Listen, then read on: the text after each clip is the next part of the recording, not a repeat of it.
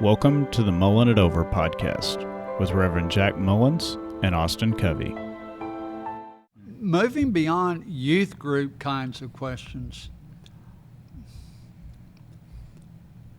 what are some questions that you have encountered, because you've worked within the adult leadership of the church off and on for years, and probably working for the church had to address or pass on certain questions.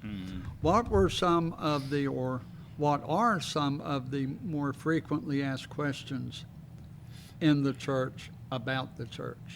When I was thinking about that as you said it, and I think you and I are going to have different perspectives on this question because you get the pastoral questions, whereas I tend to get more of the operational questions. Okay. Things like, where does the money go?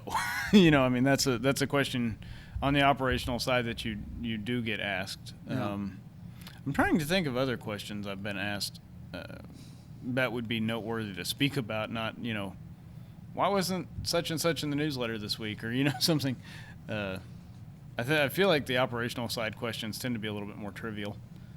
And yet, because I will get those same kinds of questions, and I look at those, when someone comes to me with a concern, why did the church do A, B, or C?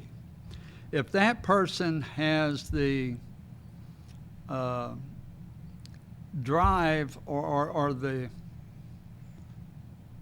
sense of need to ask that question, that person is probably reflecting a question that is more commonly held than that one person. I've always worked on the perception. If one person comes forward, there's probably 10 others who have had that same question. They're just a representative. Essentially. And what you're doing is providing a response not just to that individual, but to the 10 people with whom they have spoken. Right. Well, I think there was a lot of questions that came up during COVID just from an operational side of, when are we coming back? Why aren't we coming back? What are we going to do when we come back? Is streaming going to hang around after we come back? There was a lot of those questions being asked. And those are not merely operational. Those are also a reflection of the congregation's need for interaction, their need for human contact, for that opportunity to gather together in the name of God in worship. It's phrased in a very concrete kind of way, when and where and how. Right. But the motivation behind it is, I'm lonely, I'm feeling isolated. When can I come back into community with my friends and fellow church members? And unfortunately, sometimes there are no really good answers. Right. As soon as possible doesn't meet that need. Does not meet the need, absolutely. When, there were times when we tried to give more concrete answers. There was the website that tracked the COVID infection, whatever, and you'd say, well, when it gets below number such and such or above number such and such or what have you. But one of the things that we kind of talked about it that I kind of mentioned at the time is we don't know what normal is going. There's a normal infection rate for the flu, right? Yeah. There's a normal infection rate for a lot of stuff. I did never imagine it was going to be totally gone, and it's not. But we weren't, that peak hadn't leveled off enough to be able to identify what the normal rate was. So if our expectation was to return to a zero number, well, that probably isn't going to happen. So it's like, okay, what is normal going to, what is normal going to look like? Or what is acceptable. Right.